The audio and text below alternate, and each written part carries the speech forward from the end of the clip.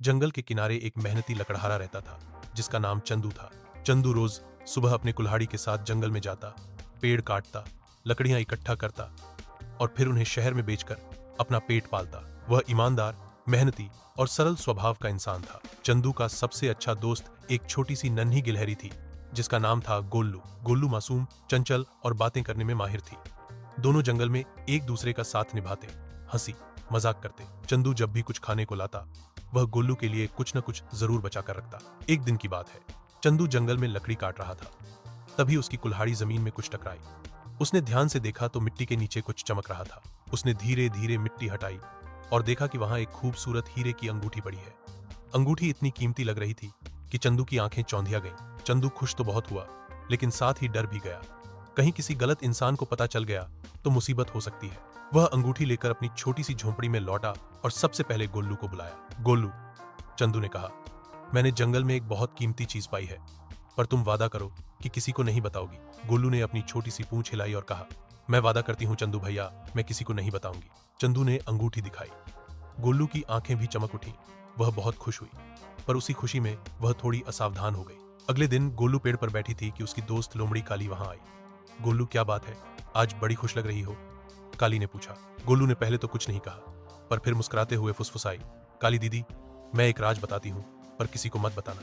चंदू भैया को जंगल में एक हीरे की अंगूठी मिली है। काली की आंखें चमक उठी।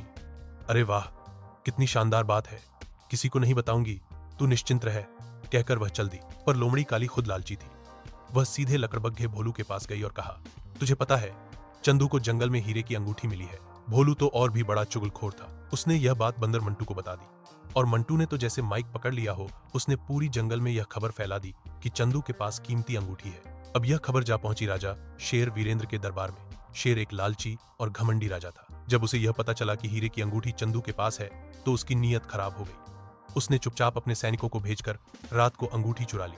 सुबह जब चंदू उठा तो देखा कि उसकी अंगूठी गायब है। वह घबरा गया और रोने लगा। गोल्लू ने खुद को बहुत दोषी महसूस किया। चंदू ने जाकर जंगल के दो मशहूर जासूसों से मदद ली, एक चालाक खरगोश रॉकी और एक शांत स्वभाव के कछुए धीमान से।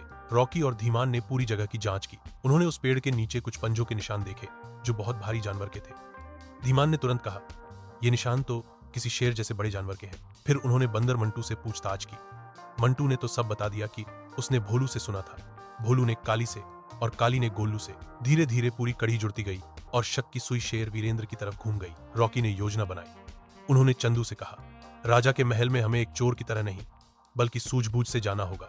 रॉकी ने राजा के सामने जाकर कहा, महाराज, हमें पता चला है कि जंगल में एक खजाना है और हम सब जानवर मिलकर उसे खोज रहे हैं। हमने एक जादुई अंगूठी बनाई है जो केवल सच्चे राजा के हाथ में चमकेगी। राजा को यह सुनकर लालच आ गया। उसने अंगूठी निकालकर पहनी और बोला, देखो, ये तो मेरे ही हाथ में चमक रही है। पर तभी रॉकी ने सब जानवरों को बुला लिया और सबने देखा वही चोरी की अंगूठी राजा के पास थी। पूरे जंगल में शेर की निंदा होने लगी। राजा शर्मिंदा हो गया और उसने अंगूठी चंदू को वापस की और माफी मांगी। चंदू ने अंगूठी राजा को लौटा दी और कहा, मैं बस ईमानदारी से जीना चाहता हूं, मुझे ये नहीं चाहिए। राजा को चंदू की ईमानदारी से बहुत सीख मिली। उसने घोषणा की कि अब जंगल में ऐसा कोई लालच नहीं होगा और चंदू को जंगल का सम्मानित नागरिक बनाया गया। गोल्लू ने चंदू से माफी मांगी। चंदू ने मुस्कुराकर कहा, गलती सबसे होती है पर सीखना जरूरी है। और इस तरह अंगूठी का रहस्य सुलझ गया। दोस्ती और ईमानदारी की जीत हुई और जंगल में फिर से शांति लौट आई।